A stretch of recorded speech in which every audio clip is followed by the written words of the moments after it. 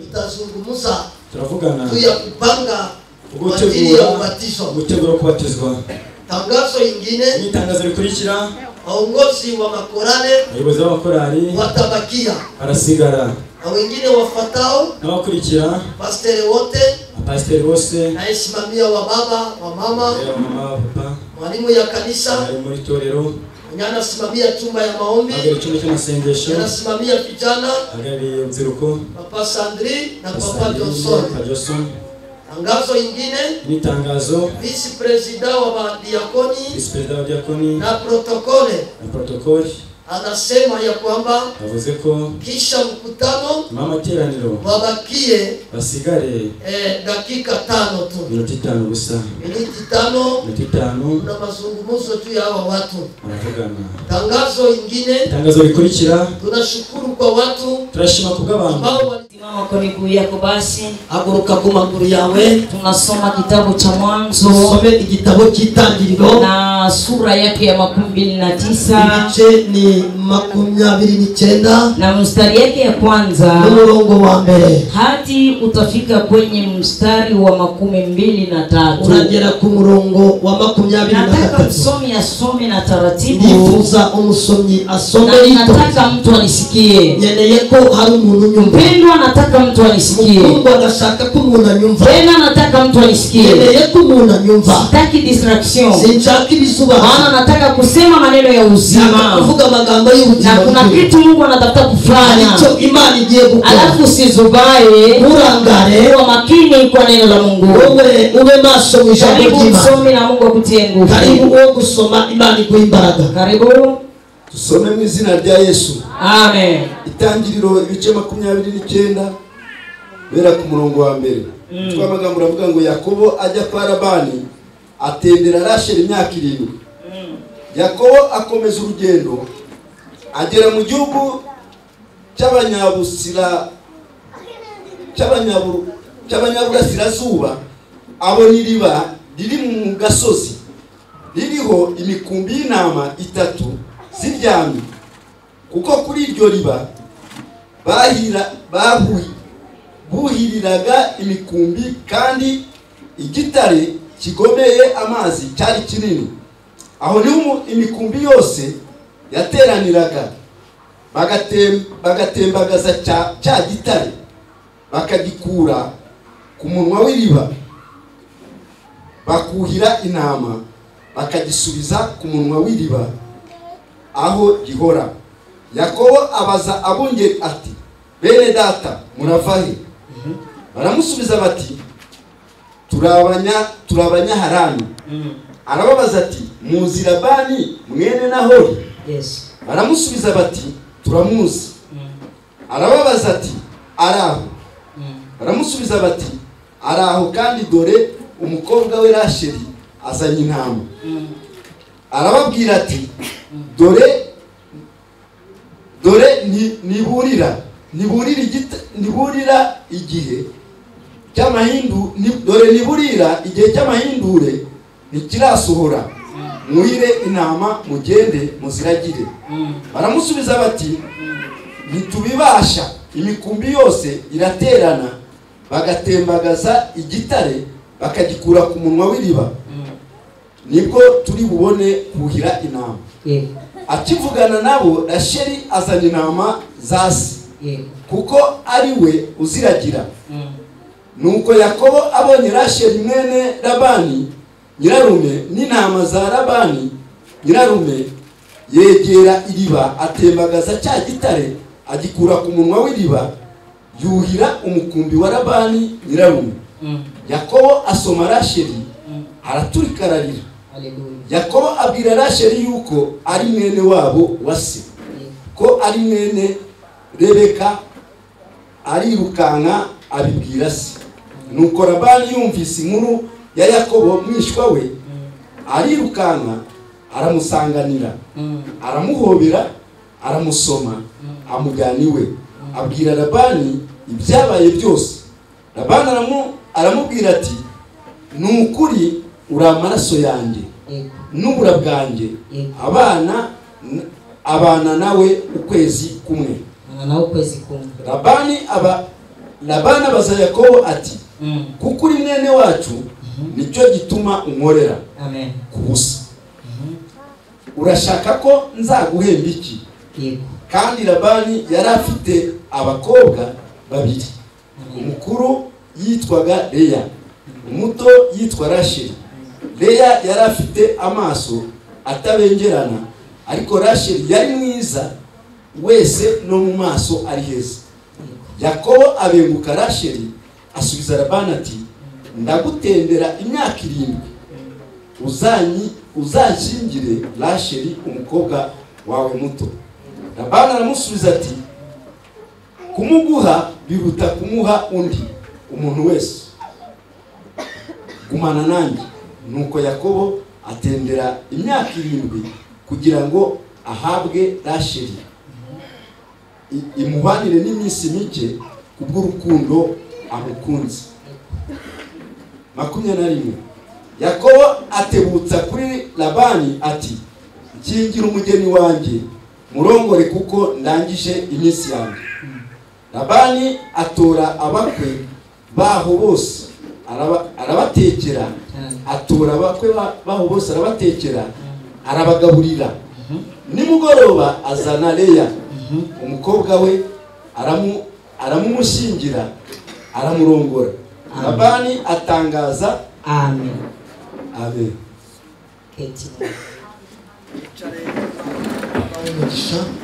Tumesoma kitabu cha Mwanzo. Dusomye igitabo cy'Itangiriro Sura yake 29 ibice 29 na mstari yake ya kwanza hadi mstari wa 13. umurongo wa mbere kugeza kuri 23. Nataka upe makini, nshaka kugira ngo ube maso, na sitakuwa mrefu sana. ntabwo ndajya kure cyane, Maana kuna kitu mimi natafuta. hari icyo nkeneye. Mpendo, nashukuru Mungu. Ndakushima Imana, Hakuna kitu yenyewe nabakia tena mwaka uishi. nta kintu gisigaye ngo umwaka urangire. Nataka mtu anisikie. Nshaka umuntu anyumve, Usikwe distrait. ntuzubare. Maana muda wa kuomba tunataka omba. Igihe cyo gusenga tugiye gusenga. Siku ya ile niliwaambia kwamba Wa kane narababwiye ngo leo itakuwa ni siku ya kuzika. uyu munsi ni umunsi wo gushyingura. Leo ni le 18. uyu munsi ni 18. Na maana siku zinabakia mwaka ishi. iminsi isigaye kugira ngo umwaka urangire Siku 13. ni iminsi 13. Hii siku 13 ni iminsi 13. nini Mungu anaweza fanya kwa? ni iki Imana yakora kuri wowe? Teme ya neno ambayo nimetayarisha Kwa leo ijambo nateguye uyu munsi inasema hivi, iravuga ngo wapi ambapo umechelewea ama umezubalia? ni hehe wakererewe cyangwa ni hehe warangariye? Amen. Amen. Nikizani sisi wote hapa tuko na mahadi. Twese dufite amasezerano, Na ninajua ahadi za Bwana zinasimama imara. amasezerano y'Imana arahagaze yemye. Tena Mungu wetu ni mwaminifu kwa kila yacu jambo. niyo kwizerwa kandi nitutanga. Lakini ninashukuru Mungu kwa kuwa Mungu ametumalizisha mwaka. Imana ko idusoreje umwaka. Pendwa, ilikuwa ni vigumu sana. Byari bikomeye cyane Lakini mukundwa. mimi nina imani kama mwaka Ariko itaisha. mfite kwizera ko umwaka urangiye. Na kama mwaka itaisha, Umwaka nurangira, nini Mungu amefanya kwako? iki Imana ikoze kuri wowe? Nini Mungu amefanya kwangu? Iki Imana yakoze Si kuri wowe? unaweza kuwa na kumbukumbu ya kenye Mungu amefanya kwa maisha Waba yako. ufite urwibutso n'iki Imana yakoze ku buzima bwawe? Tumesoma maandiko. Dusomye ibyanditswe. Acha tuingie ndani ya maandiko. Twinjire mu byanditswe. Maandiko yanatuambia kuna mwanaume jina lake Yakobo. Twe biratubwira umugabo witwaga Yakobo. Nikisoma maandiko utasoma hiyo fasi yote. Somye wasoma ahantu hose. Fasi pazuri sana. Weza cyane. Lakini yule ambaye iko na Roho Mtakatifu Umwuka wera ndiye ambaye anaweza kuelewa na kujua. niyo wasobanukirwa no kumenya. Huyu mwanaume Yakobo, Uyu mugabo Yakobo, mama yake alikuwa na mimba yake. nyina yari afite Wakati alikuwa na mimba yake, atwite inda ye, alijielekeza kwa mwombaji. yagiye ku Na munyamasengesho. wakati alienda kwa mwombaji, Agiye ku munyamasengesho. mwombaji akamwambia Munyamasengesho kuna watoto wawili walipasa ndani ya tumbo yako. mu nda yawe. Na wakati alimwambia na watoto wawili, Ngiye ngo abana babiri. mama akakuwa na sekre. Umubyeyi agira ibanga. Maana kuna sekre yenye Mungu alikuwa alimwambia. Ibanga Imana yari yamubwiye. Akamwambia ndani ya tumbo yako Yamubwira ngo mu nda yawe kuna kubarikiwa aliye ndani ya tumbo yako. umunyamugisha uri mu nda Lakini yawe. mama hakujua mbarikiwa ni nani. Ariko ntiyamenye umunyamugisha. Chose grave yenyewe ilikuwa pale. Ikintu gikomeye aho Wote cyane. walikuwa ni wagarso. Bose bari abahungu. Mungu atusaidie sana. Imana idufashe cyane. Walikuwa wagarso. Bari abahungu. Hamkukuwa mofie na garso. nta mukobwa Mulikuwa tu ni wagarso wawili. ari abahungu babiri. Sikia ya kushangaza. Umva igitangaza. Ukisoma maandiko,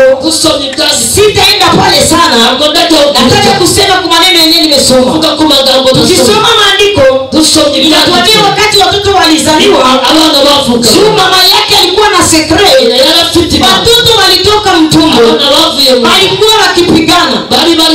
Sikia nikwambie, reka mubwire maandiko yanatuambia kwamba Yakobo alikamata kisingiri na ndugu yake. Kama Yakobo alikuwa ni mtu wa uwezo, yari umuntu ufite ububasha. umesikia? Unabyumva? Uwezo, Ububasha. mtu mwenye alikuwa na nini? Umuntu wari ufite ububasha Na uwezo. ububasha. Kwa kuwa mama alikuwa anajua siri, umubyeyi yarashira akajua kama amenya yuko Yakobo ndiye mwenye uwezo ambayo Mungu alisema. ufite ububasha Imana yamuhaye. Watoto wakakomala, Abana barakura. maandiko yanasema njala ilikuwa. Inzara yari ihari. Mama hapo kama alipiga maharagi sijui, yaratetse ibishyimbo mimi hata niingie tu ifasi. kwinjira ahantu. Siku moja umunsi umwe mkubwa wake na Yakobo, mukuru wa Yakobo alikuwa na chakula. yarafite ibyo Na kurya. maandiko yanatuambia ilikuwa ni sosi ya maharagi. Yatubwira ngo byari ibishyimbo. Ilikuwa maharagi wapendwa. Byari ibishyimbo bakunda. Sasa chose gani yenyewe ilikuwa pale? Ibintu gikomeye cyaraho. Yakobo akapata njala. Yakobo agira Wakati alipata njala, abonye inzara, ilibidi aombe ndugu yake. yagomba gusaba mugenzi Ndugu yake naye mwene wabo akamwambia hivi, aramubwira ati Bwana Yesu asifiwe. Amen. Haleluya. Amen. Haleluya. Amen. Yakobo ndiye alikuwa na ile maharagi. Yakobo niwe ufite ibyo Ndugu bishyimbo. yake akamlomba. Mwene wabo aramusaba. Wakati alimuomba, amusabye Yakobo akamwambia, Yakobo aramubwira sema ati nikupatie, kugira ngo nguhe inabidi kwanza unipatie mkubwa wako. amakuru bukuru bwawe. Basi mkubwa wake akamwambia, Mukuru aramubwira ati mkubwa ni nini? ubukuru ni Kamata basi. fata. Akampatia. Aramuhereza. Najua maneno ya kinywa chako. Urabizi amagambo yako. Niliwaambia wakati tumeanza, igihe cyose niliwaambia hivi kila Mkristo wese ambaye amepokea Yesu kama mwokozi wa maisha yake, wakati yote hatajijua, igihe cyose atapata maangamizi. Utaangamia wakati wote haujajijua. Uzarimbuka utabizi. Lakini yule ambaye amejijua, ni sharti ajue atembee kivipi. Akampatia mkubwa, akawaza ni maneno. Yakobo akapata ingine kufanya ya pili. Ya kwanza alitoka ndani ya tumbo yake, alikuwa anakamata kisingine ya mkubwa yake. Ya pili akapanda sosi, ikatuma tena anakamata kufanya ya pili. Sikia sosi grave sasa ya tatu. Hapa ndio tunatafika kwenye nilisema. Mungu atusaidie sana. Nataka unisikie mpendwa. Mkristo nataka unisikie. Mwimbaji nataka unisikie. Muhitaji nataka unisikie. Bwana Yesu asifiwe. Amen. Alafu akafika wakati baba yake mzazi akazeeka. Wakati baba yake mzazi alizeeka, sikia problemu yenyewe ilikuwa. Yakobo alikuwa hayajielewa. Alikuwa hajue kama yeye ni mbarikiwa. Akaanza fanya bujanja. Etaya kufanya bujanja. Maandiko yanatuambia ya kwamba akachanja mkubwa yake tena. Alianza ndani ya tumbo, akaenda kuchakula. Ya tatu akachanja mkubwa yake. Wakati alichanja mkubwa yake, ikakuwa probleme kubwa sana. Mkristo mwenye hajijue, mara anaangukaka mwesheka. Mwimbaji mwenye hayajijua, anaweza waza iko natumika na pastor. Mtumishi mwenye hayajijua, Mungu anaweza kuwa na muita, anawaza ni Eli ndio mwenye iko na muita. Lakini Mkristo mwenye amejijua, anajua taratibu za kutembea naye. Mkristo mwenye amejijua yeye ni Mkristo, hawezi kuwa na wababa 6. Nimesema? Ndavuze. Bwana sifiwe. Amen. Mkristo mwenye anajijua, hawezi kuwa na wachungaji 5. Ntabwo yagira abashumba 5. Amen. Na probleme ni gani? Ikibazo ni ndio maana watu wameangamia, abantu barazimira pasipo kujua, kubera kutamenya. Imana idufashe. Watu wanaangamia kanisani. Abantu barayoba mu rusengero.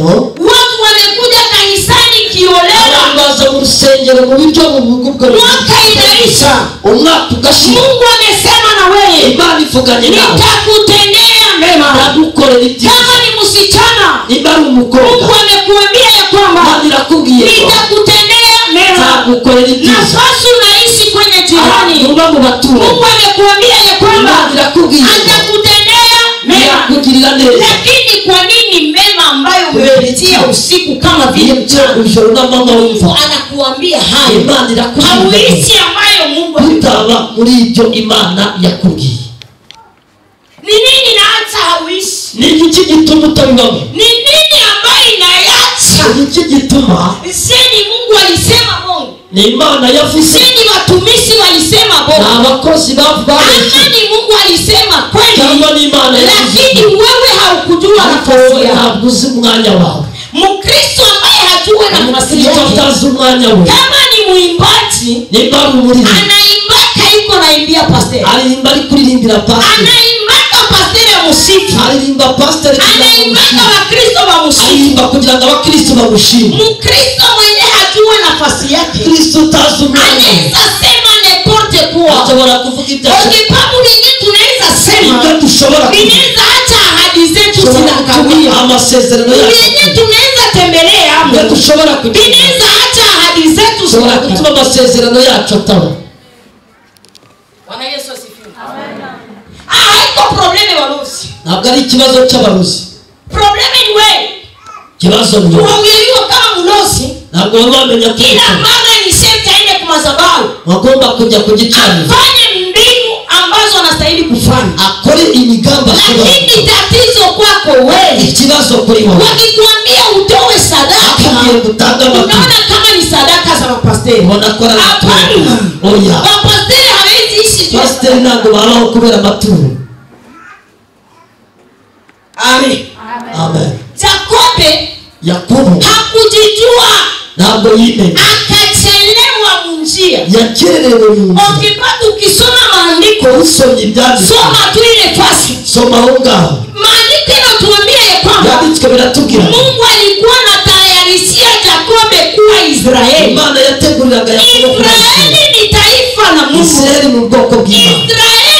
Israeli ni kusema kama Mungu iko pamoja. Imana iri hamwe. Yakobo Mungu alitembea nayo. Ujanja alikuwa nayo alitembea nayo. Sikia ya kushangaza mpendwa. Mungu atusaidie na tutie nguvu.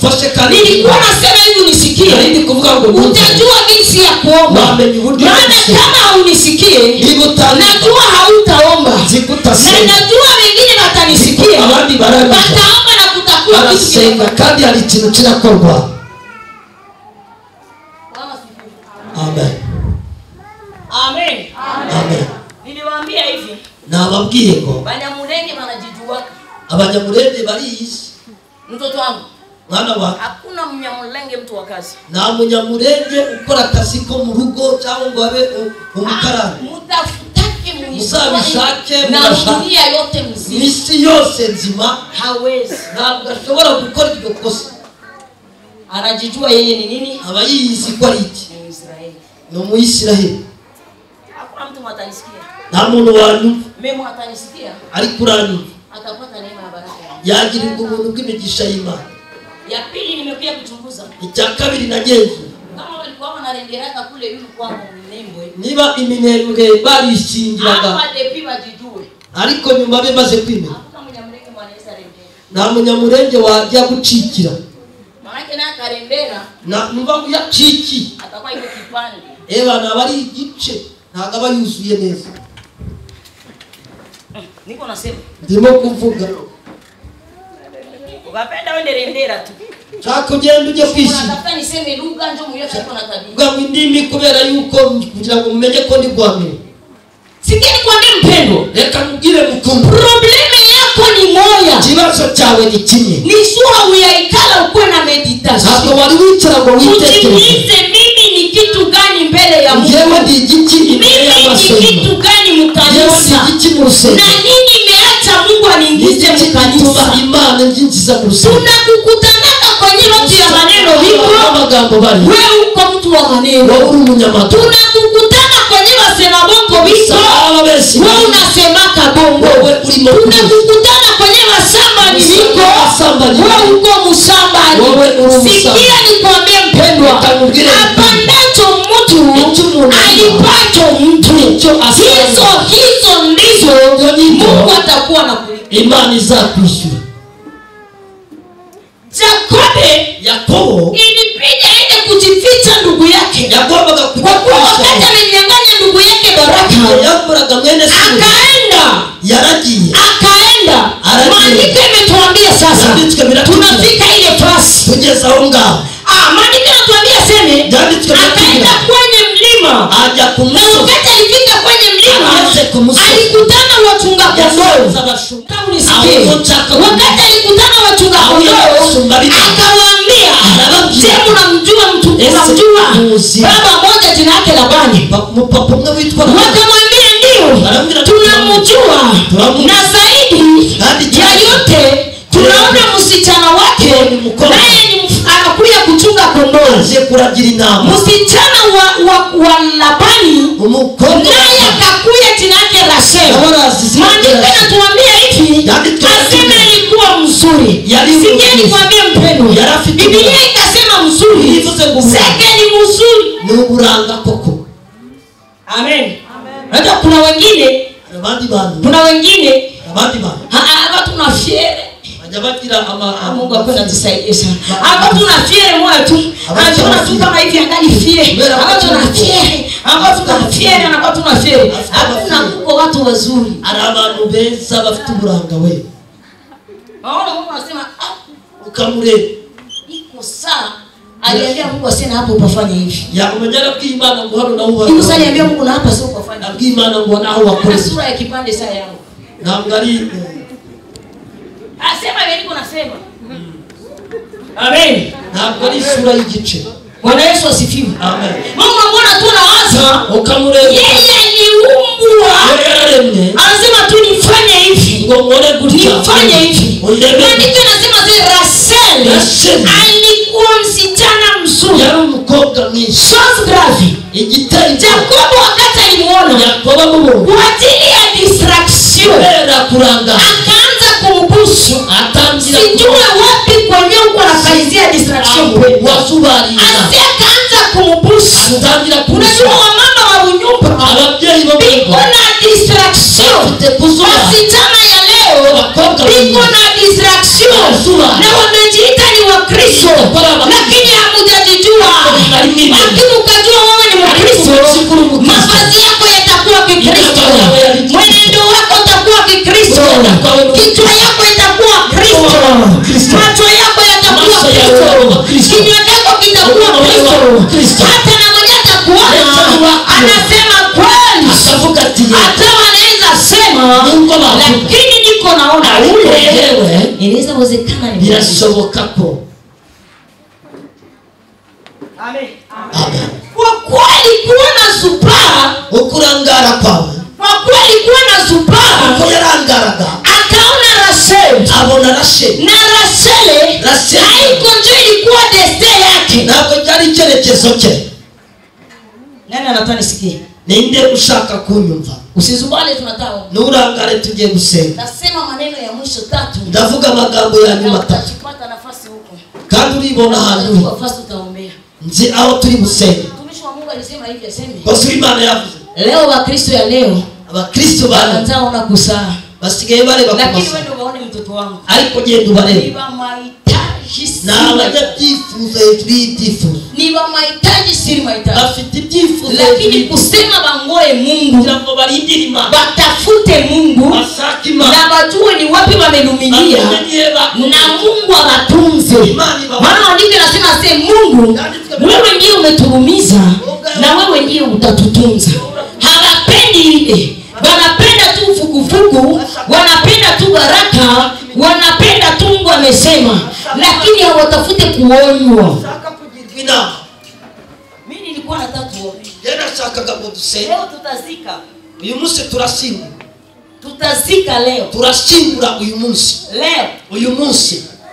kama hauko tayari nimba witeguye hautazika ntabwo urashingura niba utiteguye leo tutazika ariko uyu munsi turashingura mipango yenyewe niko nakupangia imigambi bari kugutegurira mipango mibaya imigambi lakini tatizo ni moja ariko ikibazo ni kimwe wewe unazubali wowe urarangaye Bwana asifiwe amen haleluya amen asikaanza ona Rachel atangira kubona Rachel akaanza kumubusu atangira kumusoma ya kwanza alikuwa nakimbia ndugu yake yarahunze mwene se alikuwa anakosea ndugu yake yaragiriye nabi mwene ya pili alikuwa na ukubwa wa ndugu yake yarafite ubukuru bw'ibyo ya tatu alipigana na ndugu yake mtumbu wewe na mwene se nikwambie nimva mubwire uko yenyewe hauwezi fanya wewe utakora wewe kama uko Mkristo maana Jacob alibakia maile distraction ikaacha ahadi zake hazitimilike kama vile Mungu alimuahidia sikia nikwambie mpendwa wakati alimbusu Rachel wale wachunga kondoo wakaenda kumwambia baba yake ya Rachel yuko mtoto mwenyewe ameona wakati na Rachel akafurahi akasema mulete nyumbani akakuja nyumbani maandiko yanatuambia ya kwamba akapamaliza mwezi moja mwile kupamaliza mwezi moja alikuwa tu na buhesi ya Rachel afite ubuhesi bwa Rachel amen amen ukipewa Rachel haikukuwa ndio destiny ya baraka yake maana tukisoma maandiko inatuambia Rachel alikuwa na abudu miungu ya kwa baba yake ibigirwamana byo kwase nataka sasa unisikie ndashaka unyumve nataka sasa unisikie hapo ndashaka unyumve ahangaha na kisha nyuma tutasimama tuombe turahagarara noneho dusenge Rachel haiko ndio mwenyewe Mungu alikuwa anatakia Israeli Imana yifurizaga Mungu alikuwa anatakia Israeli leo yifurizaga lakini Israeli alikuwa na macho ya usambani amaso ilibidi anze hehe tajuu ya Rachel sikia nikwambie mpendwa wakati alimaliza mwezi moja sikia baba yake na Rachel akamwambia hivi uko unanitumikia uri kumorera na unamaliza mwezi moja hapa umaze ukwezi kumyana uko unaona mimi naweza kuwa nakulipa nini urabona nakwishyura iki agano ya Mungu usicheze na agano ya Mungu ntuzakine n'isezerano ry'Imana adui yako umwanzi wawe na adui yako n'umwanzi wawe anaweza kuwa mlango wa baraka yako yaba umuryango anaweza kuwa mlango wa agano yenyewe Mungu alisema isezerano ry'icyo Imana yavuze kuri wawe Bwana sifiwe nataka tu nisikie kidogo ndashaka unyumve gatoya akamwambia hivi aramubwira ati baba data yeye peke yake alishombeka wewe wisabiye mimi nataka nyeneye nikutumikie miaka hii ngukorera imyaka 7 ili nikutumikia miaka 7 ngukorera imyaka nipatie msichana wangu uramu umukobwa wawe baba muyomba yake akamwambia nyirarume aramubwira ile tu icyo na mwingine mimi naweza kumpatia ndetse nawe lakini basi alitumika hiyo miaka 7 kora iyo myaka tukimbie sasa twihute alitumika miaka 7 yakoze imyaka wakati alitumika miaka 7 akoze imyaka maandiko yametuambia ya kwamba yanditswe biratubwira ngo ase ilikuwa wakati wa kumletea mwanamke Rachel igihe cyo kuzanira umugore Rachel katiba huko yake nuvango akakusanyisha kila mtu mwenye kuna mwanamke teranya buri muntu wese ufite umugore akapiga chakula ateka ibiryo akawapatia chakula abayeretse ibyo kurya. Kwa hiyo wakati icyo gihe hakuna mgeni walikuwa anaenda mchana na mushyitsi wagendaga kuna neema mugire ubu leo mko na neema uyu munsi banakwambia sasa huyu ni mgore wawe ati huyu ni mwanamke ase mfungue basi ase mfungue au aleta ifiere ndio yazana mafiere ndio ni neema mutwikurure nono unajiona hauko kuolewa nubwo babona yuko ariko n'ubuntu sikia nikwambie umva kubwira Mungu atusaidie sana bali dufashe Bwana Yesu asifiwe amen sasa jioni ni mugoroba wakamletea nani bamuzanira nde bakamletea nani bamuzanira wakati alilala na Lea aryama usubuhi nikizani ilikuwa hakuna ngura na muntu wari amurebye mu maso sema Mungu wa Israeli. Aravuga ati Imana ya Israeli. Aho ni Imana yamushakira. Aseme tu Mungu wa Israeli. Avuga Imana ya Israeli. Akaona ni mwanamke mwenye hakuomba. Abona alumugora tasa. Tunakimbia mpendo. Turihuse mukundwa. Maandiko yanatuambia hivi. Byanditswe biratubwira akauzika sana. Arababara cyane. Akaambia baba yake mkwe. Abwira Serese nilikuomba Rasheli. Nagusabye Rasheli. Na umenipatia Lea. None mpaye Lea. Kumbe Mungu Kenya alikuwa anataka. Imani icyo yashaka. Ilikuwa na biti. Ya Imana ampatie Rasheli. Amuhereze Rasheli. Ampatie Lea pito. Amuhereze Lea. Kwa kuwa Lea. Kuko Lea. Ndio alikuwa agano ya Mungu. Niyo bari isezerano ry'Imana. Ari umuntu uri kumva. Rasheli ndio alikuwa agano ya Mungu. Ntabwo ni Rasheli niyo sezerano ry'Imana. Lakini problem yenyewe Yakobo alikuwa nayo. Kibazo Yakobo alikuwa mu distraction. Yarimo kuzuba. Alafu Mungu akamubariki. Imani muumugisha. Akaona kama Mungu abona kwibana amefanya error. Ikosi kosa. Kwa yeye bila wenye alipenda. Ndio yasaka. Ndio afanye nini? Abali tapori. Ndio wenye apate. Abali ndio akaambia babake Mungu aseme. Akira sebukwa mimi nauzika juu. Ndababaye. Kenye nilitumikia. Uona kole. Haiko njoo kenye ulinipa. Ntabwo ari cyo namba. Baba yake akamwambia. Sebukora tumika tena miaka 7. Kwa nani ni miaka 7 nitakupatia. Nzakuha. Unafika fasi kwa tunataka. Tugeza aho tugiye gusenga. Mpendwa katika Kristo. Mkungwa muri Yesu Kristo. Mwaka hii inakuwa na siku 310 ngapi? Imwaka ugira iminsi siku 310 ngapi? 65. Na tano. Leo tuko siku ya 316 na uyu munsi turi mu minsi 360. Mungu atusaidie sana. Orgepa Mungu ba intellectual bangufu sana. Ba masomo. Lakini nimekuambia tu ile. Ili nikuambie ya kwamba masomo yako haiwezi kukufaulu. Amashuri yawe nacho yakumarira. Pasipo Mungu hatarima masomo yako haiwezi kukufaulu. Mashuri yawe nacho yakora. Wewe mwenyewe unashindwa kuhesabu siku 365. Wewe urwose kama masomo yako haiwezi kufaulu. Iminsi ina maana gani mpendwa? Birashaka kuvuga iki mu? Hii siku 365. Iminsi 365. Ndio hii tunataka imaliza. Tugiye kuisoza. Mwezi wa kwanza Mungu alisema na wewe. Siku ya mbele Imana yavuga. Wa pili Mungu alisema na wewe. Mwezi wa tatu Mungu alisema na wewe. Mwezi wa 4 wa 5 wa 6. Tuko leo mwezi wa 12. Leo ni ladies week. Lakini niko nataka kuuliza hivi. Mbona kile ambacho Mungu amesema na wewe? Mbona hakitimiliki mpendwa? Si haiwezekana ya kwamba umekuwa distract. Haiwezekana ya kwamba umekuwa mjanja mbele ya Mungu. Haiwezekana ya kwamba umekuwa mzinifu mbele ya Mungu. Haiwezekana ya kwamba ahadi zako umezitia mwa distraction. Maana kwa mfano wa msichana, unaona msichana garsona kuya anaambia je t'aime. Sasa mwambie je t'aime, anaanza muuliza si uko na kitu gani? Ile ni distraction yenyewe uko nayo. Si uko na kazi. Hata nikwambie wewe uko na kazi. Kwa mama ndani ya nyumba. Haiwezekana ya kwamba uko ndani ya distraction nyumba yako inaacha mapenzi ya Mungu haifanyike juu yako.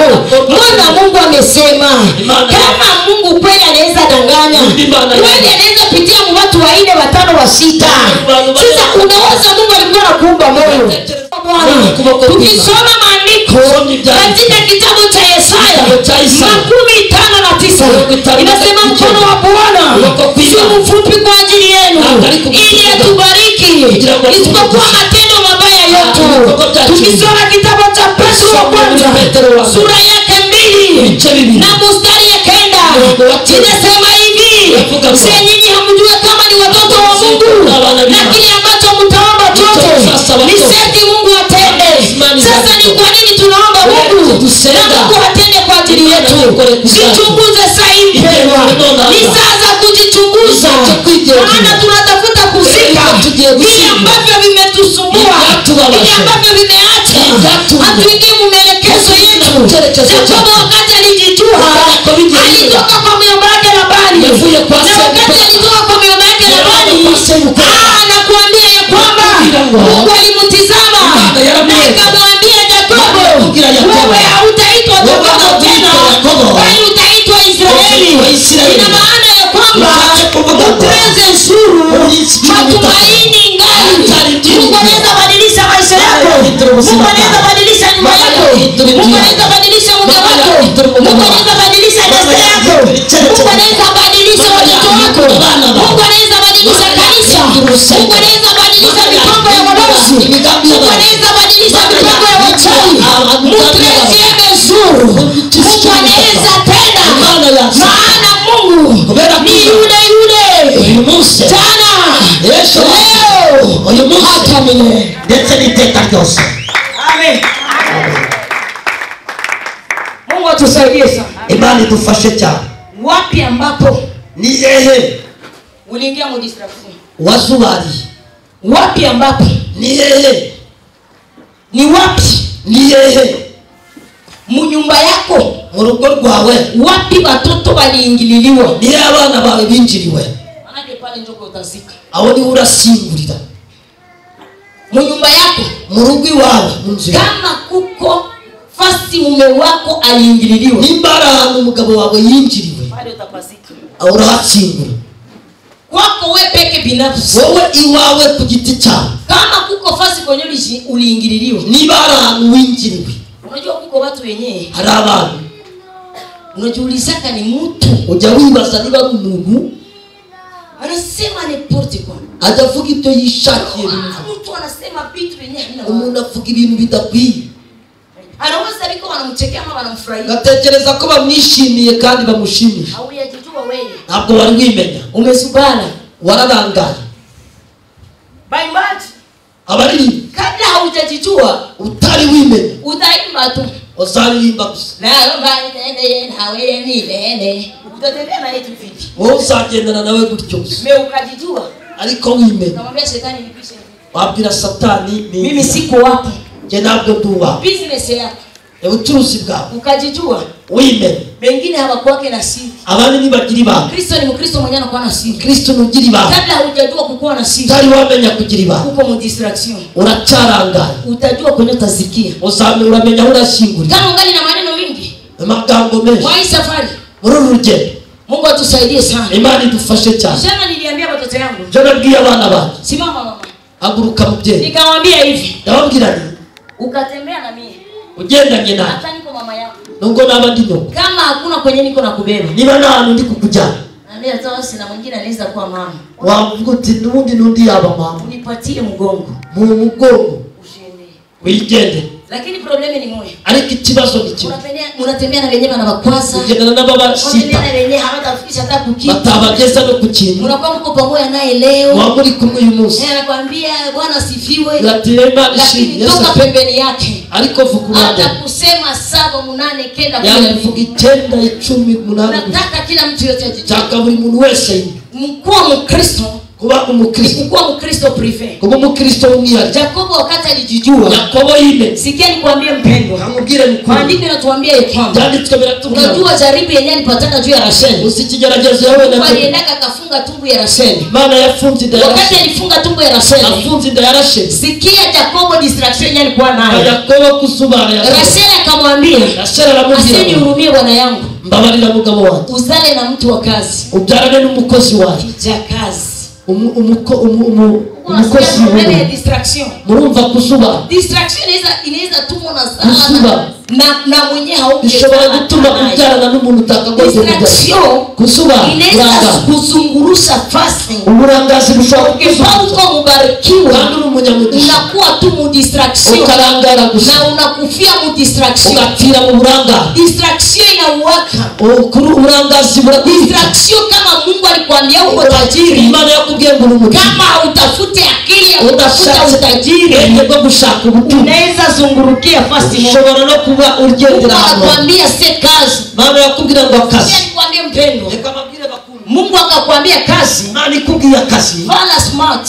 ambara neza wowe, Kama hata diploma yako, fata diplome ya wende mkazi jya mu kazi wende atakule chini mvini genda mu mujyi mwokuwa nazunguruka ujye genda sasa mtu atakuwa anasema umuntu yakubona akavuga ati kama ule kweli urasikuri mtu alikaniambia umuntu umwe yaje kumbwira akaniambia sema mama nikopeshe milioni 2 ngopa amamiliyoni 2 milioni 2 sikia nikwambie umva mubwire roho Mungu akaniambia mwuka w'Imana arambwira amejua kama uko na milioni 2 asikufite miliyoni 2 usimwambie numubwire wewe mwambie hivi wewe mubwire ngo kuna mtu mwenye amesikamata hapa sasa ari wayafasha hano na mwana za wapi zahe nikamwambia kweli ndamubwira ni yewe uko mtu mwenye anatoka hapa sasa ari uvuye hano sai nona ha ndio mwenye asipatie niwe muhaye ayo miliyoni unihurumie frema mbabarire mama nifaini ndazi moji na ameniambia tazilipa après 3 mois yambwira ngo arayamba nyuma y'amezi 3 za wapi sasa yahere kama hauyajijua utari wimenya na mtoto huyu nuri mwana anaweza kupitisha mulicho ashobora kugutisha kama hauyajijua utari wimenya na bebe wa emwa n'uruhinja anaweza rw'umwana kukulia bunyumba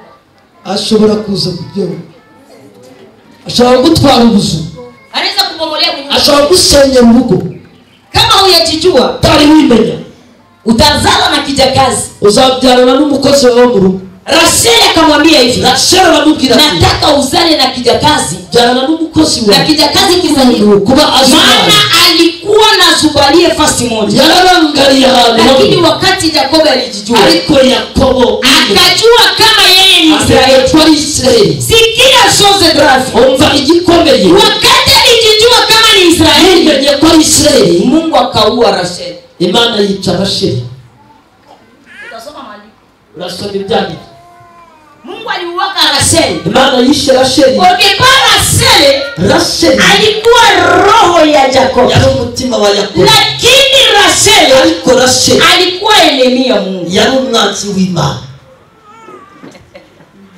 Biblia yuko naona kama ndio vizuri kwa maisha yako ibyo uri kubona ko ari byiza ku haiko buzima ndio yenye Mungu anataka ntabwo ari iby'Imana ishaka Mungu anataka Imana ishaka ndio unaona ndio vibaya ibyo ubona ko ari ndio yenye Mungu anaona ni vizuri iby'Imana ibona ko ari sasa hapa tunataka mapambano wa maombi no masenge isiwe hauko Yakobo ese nawe ntabwo uri Yakobo mbona Yakobo alijijua Yakobo ko na yimenya wakati Yakobo alijijua igihe Yakobo yimenya aliitwa Israeli yahamagawe ko ari Israeli na wakati alijijua kama ni Israeli abaye Israeli akaanza tembea kama vile Israeli tangira kugenda na Israeli sikia nikwambie reka mubwire Mungu akamwambia partir ya leo Mana yangu kuvuye mu mimi nakubariki ngere ngwaye umugisha lakini nilisoma maandiko ariko nasomye byandiko niambia mzee birambwira ngo Yakobo alikuwa na watoto Yakobo yari afite abana Yakobo alikuwa na kondoo yari afite intama alikuwa na ngamia yari afite intama alikuwa na ng'ombe yari afite alikuwa na mbuzi yari afite kuna nyingine baraka yenyewe Yakobo alikuwa na ari yindi migisha Yakobo sema yashakaga kama Yakobo alikuwa hana nyingine baraka Yakobo ni mambo ya lakini juu ya baraka ya ariko mbingu kubera imigisha hizo tuna haja ya baraka ya mbingu imigisha hizo vile wenye uko naona wewe kubona wewe haiko ndio wenye Mungu anataka ari iby'Imana ishaka Mungu ana haja ya maisha yako